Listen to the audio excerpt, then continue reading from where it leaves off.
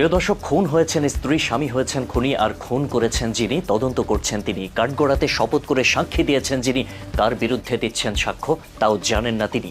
বিচারের কথা কি বলবো, আর বিচার করেন যিনি তারও একদিন বিচার হবে, ভুলে গিয়েছেন উনি।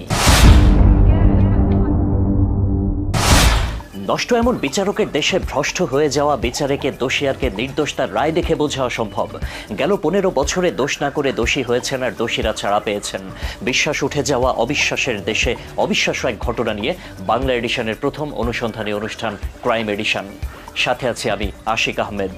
মূল অনুসন্ধান করেছেন ইলিয়াস হোসাইন, অনুসন্ধানে সহায়তা করেছে ক্রাইম এডিশন অনুসন্ধানী টিম। বাবুল আক্তারের কথা কি মনে আছে? সেই যে এসপি বাবুল আক্তার, যার স্ত্রীকে তার শিশু সন্তানের সামনে কুপিয়ে ও গুলি করে হত্যা করা হয়েছিল। পরকীয়ার জেরে স্ত্রী মাহমুদা মিতুকে হত্যা করেন সাবেক এসপি বাবুল আক্তার। হিরো থেকে ভিলেন, সাবেক এসপি বাবুল আক্তারের ক্ষেত্রে এই কথাটাই যেন প্রযোজ্য। চরম মুসলিম বিদ্বেষী পুলিশ কর্মকর্তা বনোজ কুমারের চক্রান্তের জালে জড়িয়ে প্রায় 4 বছর ধরে জেল খাটছেন এসপি বাবুল আক্তার।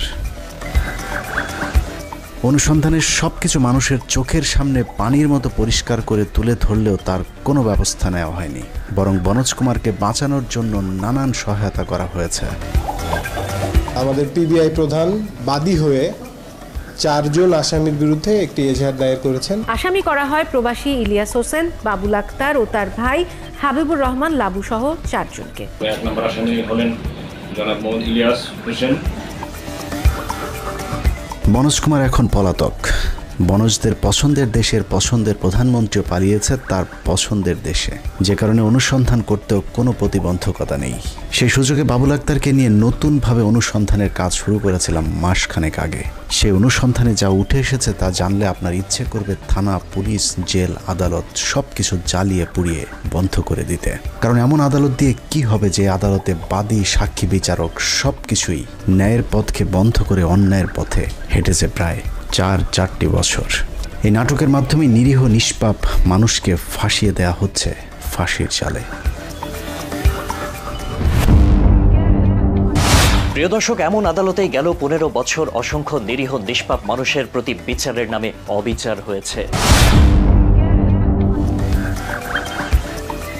অনুসন্ধানের দ্বিতীয় পর্ব শুরু করবার আগে মূল ঘটনাটা সংক্ষিপ্তভাবে একটু স্মরণ করিয়ে দেওয়া দরকার। 2016 সালের 5 জুন বাসা থেকে বাবুল আক্তারের ছেলে আক্তার মাহিরকে স্কুলে নিয়ে যাচ্ছিলেন তার স্ত্রী মাহমুদা খানম মিতু। চট্টগ্রামের জিএসি মোড়ে যাওয়ার পথে পুলিশ সুপার বাবুলের স্ত্রীকে নির্মমভাবে কুপিয়ে ও গুলি করে হত্যা করে সন্ত্রাসীরা। 6 জুন বাবুল আক্তার বাদী হয়ে পাঁচলাইশ থানায় একটি হত্যা মামলা দায়ের করেন। মামলায় 2 জন আসামিকে গ্রেফতার দেখিয়ে তাদের কাছ থেকে 164 ধারায় জবানবন্দি রেকর্ড করা হয়। মামলায় মোট 77 জনের সাক্ষ্য নেওয়া হয়। এসব আসামিদের মধ্যে কেউ হত্যাকাণ্ডে বাবুল আক্তার জড়িত আছে মর্মে কোনো সাক্ষী দেয়নি। ঘটনার পর মূল আসামি সহ রাশেদুল নবী ও নুরুন নবী নামে 2 জনকে ক্রস ফায়ারে দেওয়া হয়। মুসা নামে অন্য আরেকজন আসামিকেও গুম করে পুলিশ। বাবুল আক্তার যদি মুসা দিয়ে ঘটনা করাইতো তাহলে মুসারা তো সবার সামনে দিয়ে এ বাবুল আক্তার ঘটনা করেছে বলে দেয়, তো বললে হয়তো গিয়ে করতো, এত নাটক করতে হতো না। পিবিআরটা এত নাটক করে বাবুল আক্তারের এই মামলায় জড়াইতো না। ঘটনার 4 বছর পর মামলাটি 2020 সালে পিবিআইতে হস্তান্তর করা হয়। এরপর 2021 সালের 10ই মে থেকে 12ই মে পর্যন্ত বাবুল আক্তারকে পিবিআইতে ডেকে নিয়ে তারপর আটকে রাখা হয়। আটক থাকা অবস্থাতে পাঁচলাইশ থানায় নতুন আরেকটি হত্যা মামলা করা হয়, যে মামলার প্রধান আসামি দেখানো হয় বাবুল আক্তারকে। মামলাটি পিবিআইয়ের কাছে হস্তান্তর হবার পর থেকে পাল্টাতে থাকে গতিপথ। 2016 সাল থেকে 2021 সাল পর্যন্ত মামলার সাক্ষী আর আসামিরা এতদিন ধরে যেসব বলে এসেছে, 2021 সাল থেকে তারাই আবার ভিন্ন সুরে কথা বলতে শুরু করে। এমনকি বাবুলের শ্বশুর শাশুড়িও তাদের জামাইয়ের বিরুদ্ধে পুলিশের কাছে সাক্ষ্য দিতে শুরু করেন। পরবর্তীকালে এক পর্যায়ে এই বাবুল আক্তার তার দুনিয়া থেকে সরাই দেয়। বনসের প্রতিহিংসার শিকার আমরা, বাবুল আক্তার স্যারও প্রতিহিংসার শিকার, আমরাও প্রতিহিংসার শিকার। মূলত পিবিআইয়ের কাছে মামলাটি হস্তান্তরের পুরো প্রক্রিয়াটিই ছিল বেআইনি। 2020 সালের ফেব্রুয়ারির 3 তারিখে মামলাটি যেদিন পিবিআইয়ের কাছে হস্তান্তর করা হয়, সেদিন মামলার নির্ধারিত কোনো শুনানির তারিখ ছিল না। বরং মামলার পরবর্তী শুনানির তারিখ ছিল 2020 সালের ফেব্রুয়ারির 27 তারিখে। কিন্তু রহস্যজনক কারণে 25 দিন আগেই 2 তারিখে মামলার বাদী, সাক্ষী এমনকি আয়ু কাউকে না জানিয়ে শুনানি করেন বিচারক শফিউদ্দিন।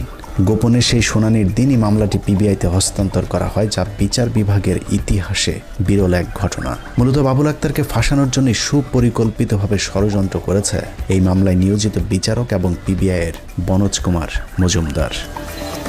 কোর্টে জিডি করে যে ওরা আমাকে হুমকি দুমকি দিচ্ছে, ক্রস ফায়ার দিবে বাবুল আক্তার বিরুদ্ধে লাশ সাক্ষী না হলে। আল্লাহর নাম ধরে আমি কোর্ট থেকে নামতেছি, এরা সোনালী হোটেলের সামনে থেকে আমার ছদ্মবেশে সিভিল ড্রেসে দুম দুম তুলে এক জায়গায় নিয়ে যায়। এক জায়গায় নিয়ে আমাকে 7 দিন গুম রাখে।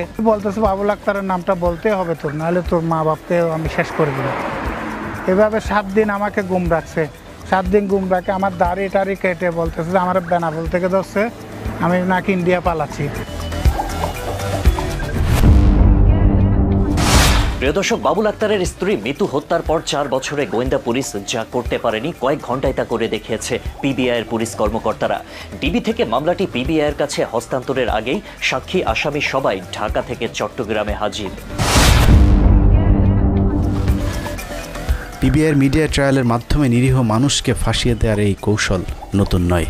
এর আগেও বিভিন্ন অনুসন্ধানে আপনাদেরকে দেখানো হয়েছে পিবিআই কিভাবে বিভিন্ন মামলার তদন্তে নিজেদের মতো করে গল্প সাজিয়ে সেই গল্প তার টাকা দিয়ে কেনা কিছু মিডিয়া কর্মীদের মাধ্যমে ফলাও করে প্রচার করে।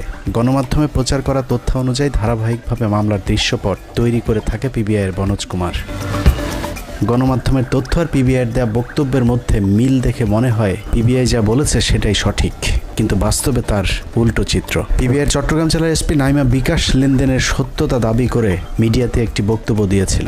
তথ্যটা সঠিক, কাজটা করানোর জন্য উনি টাকা দিয়েছেন হত্যাকাণ্ডের পিছনে। বিকাশ বলছে যত বছর লাগবে তত বছর এটা দিয়ে দেবো। অথচ বিকাশ লেনদেন সম্পর্কে পিবিআই জোর করে সাক্ষীদেরকে দিয়ে যে সাক্ষ্য দিয়েছে তার পুরোটাই ভিত্তিহীন। বিকাশ লেনদেনে যুক্ত একজনের মোবাইল নম্বর আরেকজনের নামে রেজিস্টার্ড। আব্দুল আহাদ নামের এক সাক্ষী আদালতে সাক্ষ্য দিয়েছে 0174689185 নম্বর ব্যবহার করে বিকাশের মাধ্যমে 20,000 টাকা খুনিদেরকে দিয়েছেন।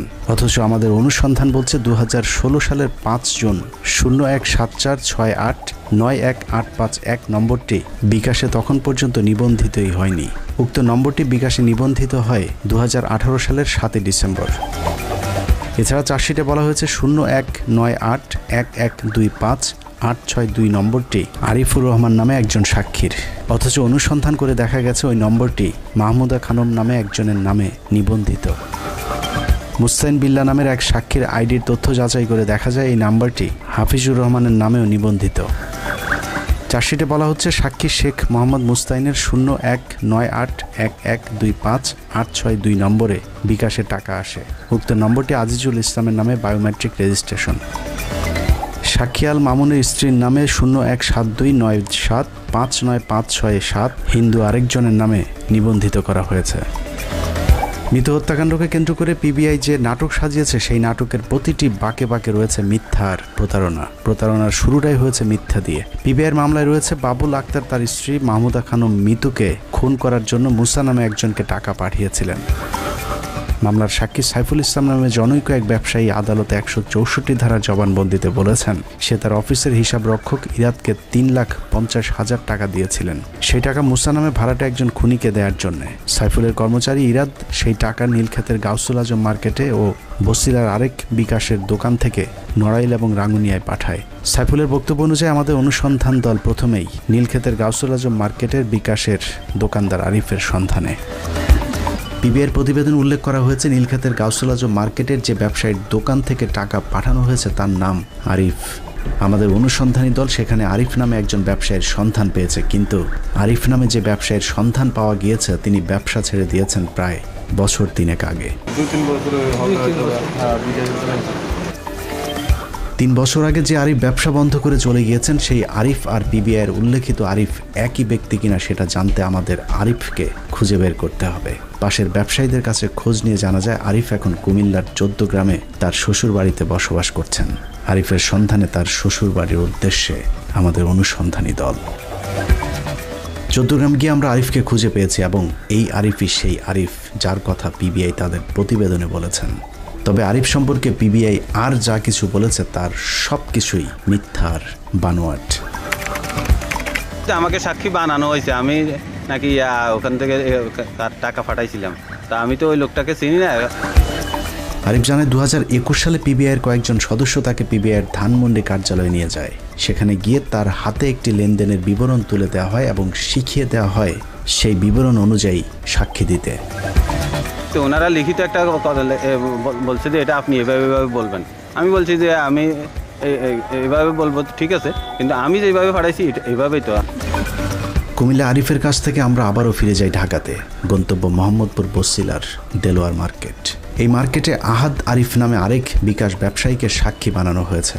বলা হয়েছে সাইফুলের কর্মচারী ইরাদ তার দোকান থেকেও বাবুল আক্তারের খুনিকে কিছু টাকা পাঠিয়েছেন। যদি পাঠানো হয় তাহলে আমি একটু বিকাশ অফিসের সাথে, কারণ ওনার বললো যে আমাদের কাছে স্টেটমেন্টগুলো আছে, আপনারা আর মানে চেষ্টা করা লাগবে না, আমরা এটা সব বিকাশের সব কিছু তথ্য আমাদের কাছে আছে, আপনার কষ্ট করে সংগ্রহ করা লাগবে না। আমাকে রমজান নিয়ে এইভাবে একটা স্টেটমেন্ট লেখাই নেও, পরে বললেন যে এত সালেরগুলো তো আমার মনে থাকার বিষয় না, পরে বললো যে এই বিকাশ অফিস আমাদেরকে এই তথ্যটা দিচ্ছে আর কি, এই তথ্যের ভিত্তিতে আমি ওনার এই সাক্ষীটা দিয়ে আসি আর। আহাদ আমাদেরকে জানায় ইরাদের সাথে তার ব্যবসায়িক পরিচয় ছিল। 2021 সালে হঠাৎ করেই সে পিবিআইয়ের কয়েকজন পুলিশ নিয়ে আমাদের দোকানে আসেন। তারা সবাই মিলে মোটামুটি জোর করে আমাকে ধানমন্ডি পিবিআই অফিসে নিয়ে যান।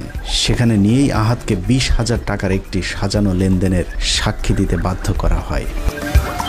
আমি যেটা ওনাদের কি স্টেটমেন্ট ওই অনুযায়ী বক্তৃতা নিতে পারি না, ওনাদের লেখা অনুযায়ী স্টেটমেন্ট বক্তৃতা হিসাবে আমাকে আদালতে মাত্র বসছে আর কি।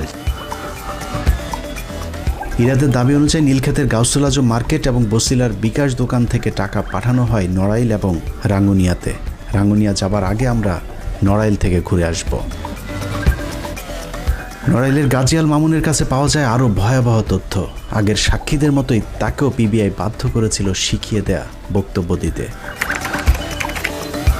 আমি তো বাবুল আক্তারকে চিনি না, তখন বাবুল আক্তারকেও চিনি না, ওই সাইফুল পাঠাচ্ছে তাকেও চিনি না, আরাজুল পাঠাচ্ছে তাকেও চিনি না। পিবিআই আমাকে নিয়ে ওখানে বললো কি প্রথমে যে তুমি যদি এইভাবে বক্তব্য দাও তাহলে তোমার কোনো ঝামেলা হবে না, তুমি সাক্ষী হচ্ছে মামলা, তুমি কোনো আসামি হচ্ছে না, কোনো বিপদে পড়বে না, আর এছাড়া তুমি অন্য কোনো কিছু বলো বা অন্য তোমার ইয়ে করো তাহলে তুমি বিপদে পড়ে যাবে, তুমি আসামি হবে।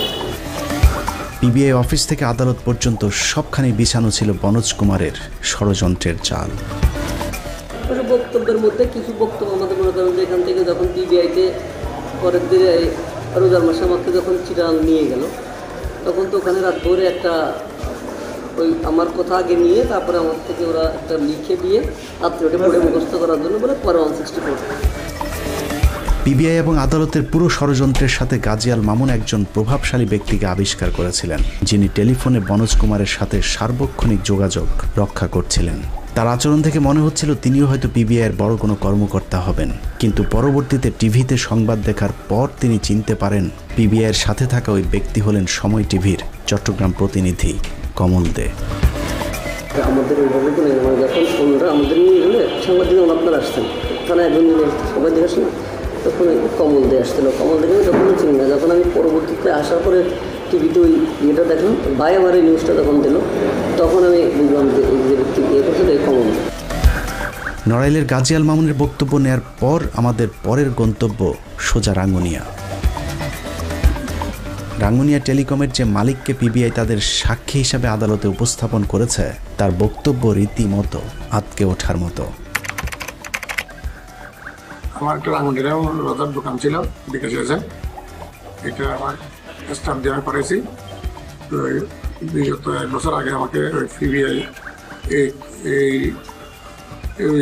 এজেন্ট থেকে 3টা ট্রানজেকশনের কথা বলছে, 3টা নাম্বার আপনারা যাচাই করে।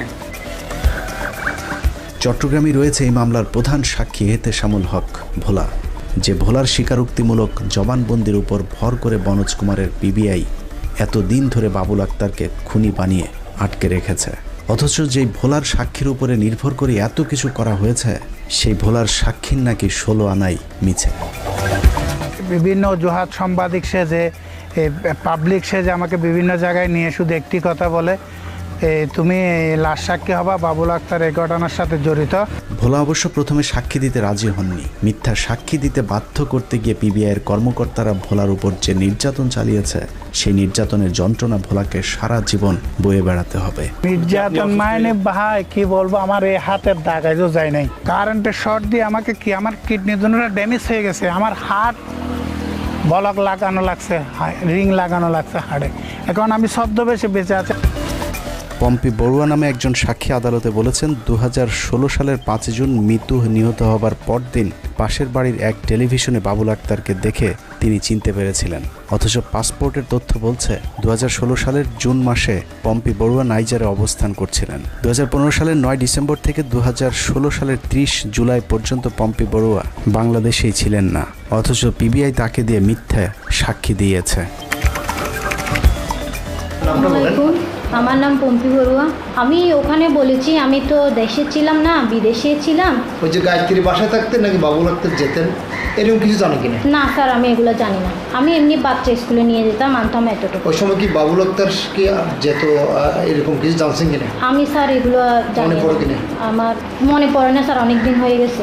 এই যে ছবি যেটা দেখাচ্ছে এখানে বাবুল আক্তার সাথে বিভিন্ন নিউজ আছে, এই নাকি গায়ত্রী কিনা? না। পিবিআইয়ের দাবি, গায়ত্রী নামে এক সুন্দরী নারীর সাথে বাবুল আক্তারের পরকীয়ার জেরেই নাকি বাবুল তার স্ত্রীকে খুন করিয়েছেন। পরকীয়ার আজগুবি গল্প সাজাতে গিয়ে পিবিআই যে নাটক সাজিয়েছে, তা আলিবাবা 40 চোরের গল্পকেও হার মানাবে। গায়ত্রী নামে যে নারীর ছবি পিবিআই আদালতে জমা দিয়েছে, তার সন্ধান করতে গিয়ে জানা যায় সেই ছবিটি আসলে ভারতের মারাঠি এক নায়িকার। তবে গায়ত্রী নামে একজন নারী ওই সময় চট্টগ্রামে ছিলেন, কিন্তু আদালতে জমা দেয়া পিবিআইয়ের সেই গায়ত্রী আর বাস্তবের গায়ত্রী এক নয়। প্রিয় দর্শক, বনোজ কুমারের পরিচালনায় মারাঠি নায়িকার ছবি দিয়ে যে সিনেমা বানানো হয়েছে, তার পুরো কাহিনীটাই রোমহর্ষক এক চিত্রনাট্য। এভাবে মিতু হত্যাকাণ্ডের শুরু থেকে শেষ পর্যন্ত অত্যন্ত সুপরিকল্পিতভাবে বাবুল আক্তারকে ফাঁসানো হয়েছে। ঘটনার সূত্রপাত বর্ণনা করতে আবারও একটু পিছনে ফিরে যেতে হবে। বাবুল আক্তার এবং বনোজ কুমারের সাথে একসময় অত্যন্ত ভালো সম্পর্ক ছিল, কিন্তু সেই সম্পর্কের ফাটল ধরে একটি ঘটনায়। 2016 সালের 25শে জানুয়ারি চট্টগ্রামের রিয়াজউদ্দিন বাজারের বাহার মার্কেটে একটি বড় স্বর্ণ চোরাচালানের সন্ধান পায় বাবুল আক্তার। একক অভিযানে সেটি ছিল বাংলাদেশের ইতিহাসের সবচেয়ে বড় স্বর্ণ আটকের রেকর্ড। মার্কেটের ভেতর থেকে প্রায় 250টি স্বর্ণের বার এবং বিপুল পরিমাণ দেশি বিদেশি মুদ্রা উদ্ধার করেছিল বাবুল আক্তারের নেতৃত্বে পুলিশের ওই বিশেষ দলটি। বাবুল আক্তারের অভিযানে আটক চোরা কারবারি ওই চক্রটি ছিল বনজের নিজের লোক। ওই সময়ের পত্রিকার খবরে বলা হয়েছে, বিকেল 5টা থেকে রাত 1টা পর্যন্ত চালানো অভিযানে আটক মালামাল ছেড়ে দেওয়ার জন্য বাবুল আক্তারকে পুলিশের আরেকজন ঊর্ধ্বতন কর্মকর্তা 2 কোটি টাকা ঘুষ দিতে চেয়েছিলেন। নানাভাবে চেষ্টা করেও বাবুল আক্তারকে ম্যানেজ করতে না পেরে সবশেষ বাবুল আক্তারকে দেখে নেয়ার হুমকি দিয়েছিলেন বনোজ কুমার, যে বিষয়টি তখনই বাবুল আক্তার তাদের এক ঊর্ধ্বতন অফিসারকে জানিয়েছিলেন। স্যার আসসালামু আলাইকুম। স্যার আমি একটা বিষয় একটু আপনার সাথে শেয়ার করতে চাচ্ছিলাম। স্যার আপনি জানেন যে কয়েকদিন আগে রিয়াজউদ্দিন বাজারে একটা গোল্ডের একটা বড় অপারেশন করলাম স্যার। ওখান থেকে তো আমরা বেশ পরিমাণ গোল্ড উদ্ধার করছি, আরও প্রায় 60 লাখ টাকা মতো উদ্ধার করছি স্যার ওখানে। স্যার তো আমি ওখানে স্পটে থাকতে স্যার বনোজ স্যার আমাকে ফোন করছিলেন, ফোন করে বললেন যে বাবুল ওইখান থেকে ফিরে আসেন। তো তখন তো স্যার ওইখানে অনেক লোকজন হয়ে গেছে, তারপরে সবাই আসছে, আমাদের অফিসাররা আছে। আমি বলছি যে স্যার এখান থেকে তো ফেরা সম্ভব না। স্যার তখন বললেন যে দেখেন বাবুল কাজটা আপনার ঠিক হলো না। জি স্যার, বনোজ স্যার আমি তো স্যার এরপর একটু ভয়ে আছি স্যার, কারণ এখানে যারা আছে সবার সাথেই তো স্যারের একটা ভালো সম্পর্ক আছে। স্যার তো দীর্ঘদিন এখানে কাজ করছেন স্যার। বনোজ কুমারের হাতটা যে কতটুকু লম্বা সেটা হয়তো বাবুল আক্তার তখনও বুঝতে পারেননি, যে কারণেই তার মূল্যটাও চড়াভাবে দিতে হয়েছে বাবুল আক্তারকে। রিয়াজউদ্দিন বাজারের অভিযানের কদিন পরই বাবুল আক্তারকে চট্টগ্রাম থেকে বদলি করা হয়। পুলিশ সদর দপ্তরে বদলির ঠিক 5 দিনের মাথায় বাবুল আক্তারের স্ত্রীকে কুপিয়ে খুন করা হয়। ঘটনার পরপরই পুলিশের পক্ষ থেকে বলা হয়েছিল এটি জঙ্গি হামলা। প্রমাণ হিসাবে একটি চিঠির কথা বলা হয়েছিল। জেলখানায় বুলবুল আহমেদ ফুয়াদ নামে কথিত এক জঙ্গির পকেট থেকে পড়ে যাওয়া সেই চিঠির দোহাই দিয়ে সারা দেশে প্রায় 13,000 আলেমকে গ্রেফতার করা হয়েছিল। ক্রসফায়ারে মারা হয়েছিল 9 জন আলেমকে। হত্যাকাণ্ডের সাথে জামাত শিবির জড়িত থাকার গল্প সাজানো হয়েছিল পুলিশের পক্ষ থেকে। আমাদের অনুসন্ধানের এই জায়গাটি বিশ্লেষণ করলেই মিতু হত্যাকাণ্ডের সাথে আসলে কারা জড়িত তা বের হয়ে যাবে। মিতু হত্যাকাণ্ডের পর যখন ডিবি পুলিশ ঘটনার তদন্ত করছিলেন, ঠিক তখনই পিবিআই পুলিশের হাতে আসে জেলখানায় পড়ে থাকা সেই কথিত চিঠি। কথিত সেই চিঠি নিয়ে আদালতে হাজির হন চট্টগ্রাম পিবিআইয়ের তৎকালীন হিন্দু পরিদর্শক শিল্পী রানী দেবনাথ। শিল্পী রানী দেবনাথের সাক্ষ্যের উপর ভর করে আদালত ফুয়াদকে 5 দিনের রিমান্ডে পাঠায়। পুলিশ জানিয়েছিল সেই রিমান্ডে কথিত জঙ্গি ফুয়াদ নাকি মিতু হত্যাকাণ্ডের ব্যাপারে খুবই গুরুত্বপূর্ণ তথ্য দিয়েছিলেন। সেই গুরুত্বপূর্ণ তথ্যটা আসলে কি, সেটা আজও পর্যন্ত মনোজ কুমার মজুমদার আর শিল্পী রানী দেবনাথ ছাড়া আর কেউই জানেন না। শিল্পী রানী দেবনাথের সেই চিঠি কোথায়, সেটা শিল্পী রানীকে জিজ্ঞাসাবাদ করলেই জানা যাবে। মিতু খুন হবার আগের দিন মিতুর ছেলেকে তার স্কুল থেকে আধা ঘন্টা আগে স্কুলে পাঠানোর জন্য একটি খুদে বার্তা পাঠানো হয়েছিল। পরবর্তীতে জানা যায় খুদে বার্তাটি আসলে স্কুল থেকে পাঠানো হয়নি। প্রশ্ন হচ্ছে সেই খুদে বার্তাটি তাহলে কারা পাঠিয়েছিল? তার উত্তর রয়েছে কালের কণ্ঠ পত্রিকার 1 জুলাই 2016 সালের পত্রিকায়। যত রহস্য 3 মোবাইল শিরোনামের খবরটিতে বলা হয়েছে মোবাইল ফোন উদ্ধার নিয়ে পুলিশ লুকোচুরি করছে। একটি সূত্র বলছে যে মোবাইল ফোনটি উদ্ধার হয়েছে তা পুলিশ ব্যুরো অফ ইনভেস্টিগেশন বা পিবিআইয়ের কাছে আছে, কিন্তু এখন পর্যন্ত পুলিশের পক্ষ থেকে মোবাইল ফোন উদ্ধারের বিষয়টি স্বীকার করা হয়নি। অর্থাৎ সেই মোবাইল ফোনটি পিবিআইয়ের পক্ষ থেকে গায়েব করা হয়েছে। মনোজ কুমার মজুমদার আর শিল্পী রানী দেবনাথরা বাবুল আক্তারের স্ত্রী মিতু হত্যাকাণ্ডকে ধামাচাপা দেওয়ার জন্য তাদের মন্দিরকেও কাজে লাগিয়েছে। কালের কণ্ঠের 2016 সালের 7 জুন অগ্রগতি শুধুই একটি মোটরসাইকেল শিরোনামের খবরে বলা হয়েছে মিতু যে স্থানে খুন হয়েছিলেন ঘটনাস্থলের পূর্ব পাশে একটি মন্দিরের সিসি ক্যামেরা রয়েছে, কিন্তু ঘটনার দিন সকাল থেকে 9:30 পর্যন্ত ওই সিসি ক্যামেরার ফুটেজ ধারণ করা হয়নি। আগের তথ্যগুলো ব্যাকআপ থেকে নষ্ট করে দেওয়া হয়েছে। সকাল 9:30টার পর থেকে আবার ওই ক্যামেরাগুলোতে ভিডিও ধারণ হয়েছে। মন্দিরের সিসি ক্যামেরার ফুটেজগুলো উদ্ধার করা গেলেই হত্যাকাণ্ডের আসল রহস্য খুঁজে পাওয়া যেত। খবরটিতে নাম প্রকাশ না করার শর্তে একজন পুলিশ কর্মকর্তার বক্তব্যে বলা হয়েছে মন্দিরের 2-1টি ক্যামেরার ফুটেজ ধারণ না হলে বোঝা যেত কারিগরি সমস্যা, কিন্তু অনেকগুলো ক্যামেরার ফুটেজ ধারণ না হওয়াটা সন্দেহজনক। এভাবে হত্যাকাণ্ডের গুরুত্বপূর্ণ অনেক আলামত গায়েব করে দেওয়ার পাশাপাশি যুক্ত করা হয়েছে অনেক আলামত যার বাস্তবে কোনো অস্তিত্ব নেই। বাবুল আক্তার যে তার স্ত্রীকে খুন করেছেন এটা বাংলাদেশের মানুষকে বিশ্বাস করাতে সবচেয়ে বড় নিয়ামক হিসেবে কাজ করেছে কথিত একটি ফোন রেকর্ড, যে রেকর্ডে বাবুল আক্তার নাকি কথিত এক খুনিকে বলেছেন কোপাই লিখেন, তো কোপাইতে বলছে কে। মুখরোচকর সেই কোপাকুপির গল্প পিবিআইয়ের বরাত দিয়ে বাংলাদেশের প্রায় সবকটি গণমাধ্যমে প্রচারিত হয়েছে, কিন্তু মামলার কোথাও আজও পর্যন্ত বাবুল আক্তারের কথিত সেই ফোন রেকর্ড উপস্থাপন করতে পারেনি পিবিআইয়ের মনোজ কুমার। যে ফোন রেকর্ডের কথা বলে বাবুল আক্তারের শ্বশুরকে মনোজ কুমার বিভ্রান্ত করেছে, তিনিও আজ পর্যন্ত বাবুল আক্তারের সেই কোপাকুপির রেকর্ড শোনেননি। সেই কল রেকর্ডটা কি আপনি নিজে শুনেছেন? কোপাকুপির এই খবরটি সংবাদ মাধ্যমের কাছে সবার আগে ছড়িয়েছে বনজের অত্যন্ত ঘনিষ্ঠ সময় টিভির সাংবাদিক কমল দে। মিতু হত্যাকাণ্ডের আদ্যপান্ত বাবুলের জবানিতে গুলি করতে বলেছিলাম কোপাই লিখেন শিরোনামে সময় টিভিতে একটি সংবাদ প্রচার করা হয়।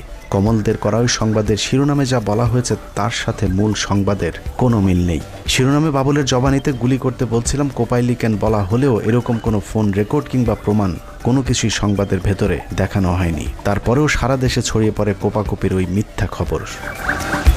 বাবুল আক্তারকে ফাঁসাতে কমলদের সময় টিভিতে এ পর্যন্ত মোট 45টি মিথ্যা সংবাদ প্রকাশ করেছে, যে বানোয়াট সংবাদের প্রায় প্রতিটিতে একজন নারীর কথা বলা হয়েছে যার নাম গায়ত্রী অমর সিং। গায়ত্রী নামে যে নারীর ছবি কমলদের সময় টিভিতে এবং বনজ আদালতকে দিয়েছে, সেই ছবি নিয়ে অনুসন্ধান করতে গিয়ে দেখা যায় সেই ছবিটি একজন মারাঠি নায়িকার। তবে চার্জশিটে গায়ত্রী নামে ওই নারীর একটি ঠিকানা উল্লেখ করা হয়েছে এবং সেই ঠিকানায় আসলেই গায়ত্রী নামে একজন ভারতীয় এনজিও কর্মকর্তা থাকতেন। কিন্তু বাবুলের চেয়ে 10 বছরের বড় ওই নারীকে দেখলে কেউ বিশ্বাস করবে না বাবুল তার সাথে পরকীয়া করত, যে কারণেই মানুষের বিশ্বাস অর্জন করতে আসল গায়ত্রীর পরিবর্তে সুন্দরী মারাঠি এক নায়িকার ছবি ব্যবহার করেছে সময় টিভির কমল দে। বাবুল আক্তারের সাথে প্রেমের সম্পর্ক প্রমাণ করতে মনোজ কুমার আদালতে 2টি বই জমা দিয়েছে। পিবিআই দাবি করেছে বাবুল আক্তারকে দেয়া গায়ত্রীর বইয়ের একটি পৃষ্ঠায় লেখা আছে 2013 সালের 5 অক্টোবর তাদের প্রথম সাক্ষাৎ ও চুম্বনের ঘটনা ঘটেছিল, কিন্তু আমাদের অনুসন্ধানে এনজিও কর্মী গায়ত্রীর ট্রাভেল ডকুমেন্টস ঘেটে দেখা যায় 2013 সালের 5 অক্টোবর গায়ত্রী তুরস্কে অবস্থান করছিলেন। অন্যদিকে বাবুল আক্তারের অবস্থান ছিল তখন বাংলাদেশে। এছাড়া 2017 সালে এটিএন নিউজের একটি সংবাদে বলা হয়েছে তাদের প্রেমের প্রথম উপহার হিসাবে যে বইটি দেওয়া হয়েছিল সেই বইয়ের ভেতরের পাতায় বিভিন্ন ধরনের ভালোবাসার কথা লেখা হয়েছিল, কিন্তু সেই লেখা আজও পর্যন্ত মিতুর বাবাকেও দেখায়নি পিবিআইয়ের কর্মকর্তারা। সময় টিভির সাংবাদিক কমল দে এখনও আশ্চর্যজনকভাবে সময় টিভিতে কাজ করছে। তাকে আটক করলেই কোপাকুপির আসল রহস্য বেরিয়ে আসবে। কর্মকর্তার সাথে পরকীয়া প্রেমে জড়িয়ে পড়েন। কমল দে, সময় সংবাদ, চট্টগ্রাম। এভাবেই পুলিশ, সাংবাদিক আর অসৎ ঘুষখোর কিছু বিচারকের যোগ সাজসে একজন নিরীহ মানুষকে 4 বছর ধরে আটকে রাখা হয়েছে। আমাদের বিশ্বাস বাবুল আক্তারকে দ্রুত জামিন দিয়ে ঘটনার শুরু থেকে যারা মিতু হত্যাকাণ্ডকে নানাভাবে ভিন্ন খাতে প্রবাহিত করার চেষ্টা করেছে তাদেরকে আটক করে জিজ্ঞাসাবাদ করা হবে। যেসব বিচারকেরা বনোজ কুমারের কাছ থেকে টাকা পয়সা নিয়ে অন্যায়ভাবে বাবুল আক্তারকে ফাঁসানোর চেষ্টা করেছে তাদেরকেও বিচারের আওতায় আনা উচিত। এরকম দুজন বিচারকের বিরুদ্ধে আমাদের অনুসন্ধান অব্যাহত রয়েছে, যারা আওয়ামী লীগের স্বৈরাচার সরকারের দোসর হিসেবে দীর্ঘদিন ধরে কাজ করে এখন নিজেদেরকে বিএনপিপন্থী হিসেবে প্রমাণ করবার চেষ্টা চালিয়ে যাচ্ছেন। যদি কোনো তদন্তকারী অফিসার এবং মিথ্যা সাক্ষ্য বানায় বা জেনে শুনে মিথ্যা সাক্ষ্য ক্রিয়েট করে অথবা কোনো মিথ্যা সাক্ষ্য কাউকে দেয়া হয়, তাহলে এটা নিশ্চয়ই এটা কয়েক ধরনের অফেন্স হয়।